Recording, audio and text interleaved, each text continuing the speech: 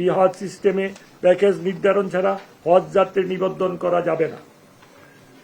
প্রিয় সাংবাদিক বৃন্দ, প্রবাসী বাংলাদেশে হজ যাত্রীগণ 2027 সালে হজে যিনি যে দেশে অবস্থান করেছেন সেই দেশে স্বাস্থ্য পরীক্ষা ও টিকা গ্রহণ করে ভিসার আবেদন করতে পারবেন। এর আগের বছরগুলিতে তাদের দেশে এসে কাজগুলি করতে হতো, তবে 2026 সালে আমরা বিদেশে থাকার একটা স্পেশাল ব্যবস্থা করে দিয়েছিলাম।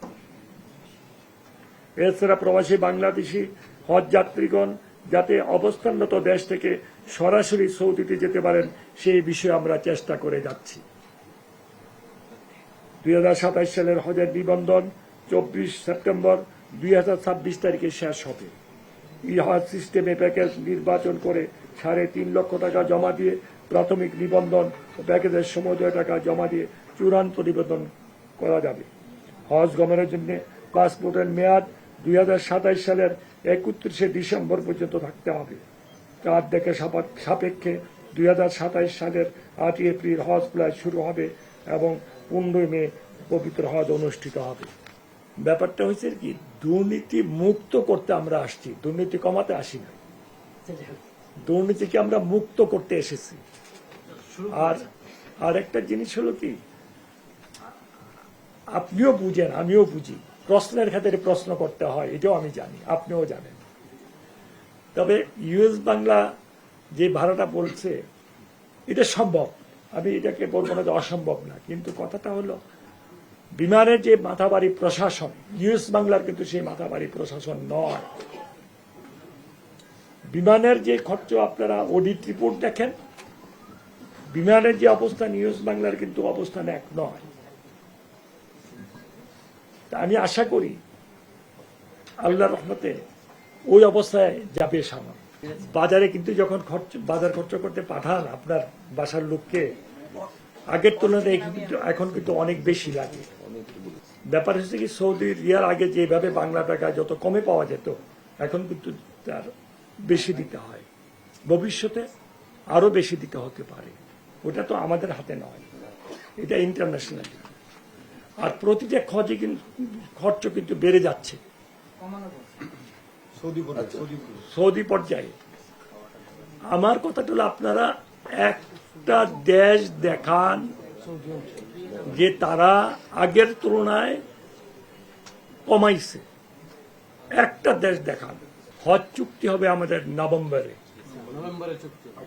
নভেম্বরে চুক্তি হলে কতজন আমাদেরকে যাওয়ার অনুমতি দেয় সৌদি সরকার, কতজন আমাদের কোঠা দেয়, সেই কোঠার উপরে নির্ধারিত হবে যে কত হাজি যাবে। 2026 সালে সর্বনিম্ন হজ প্যাকেজের মূল্য ছিল 4,67,137 টাকা খাবার ছাড়া। আর এই প্যাকেজের খাবার অন্তর্ভুক্ত ছিল না।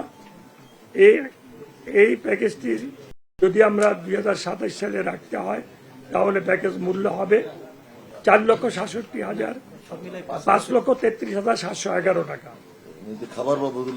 খাবার বাবদ হলো 29,508 টাকা। এই টাকাটা বাড়িয়ে গেছে।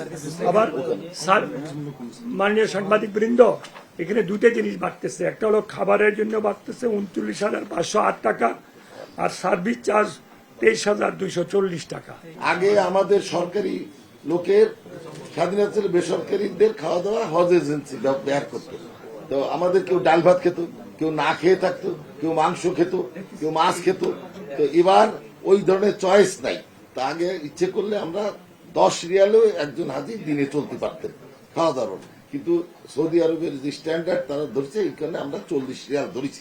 তারা এটা ইভেন এর থেকে 2-1 রিয়াল বেশি কমও হতে পারে।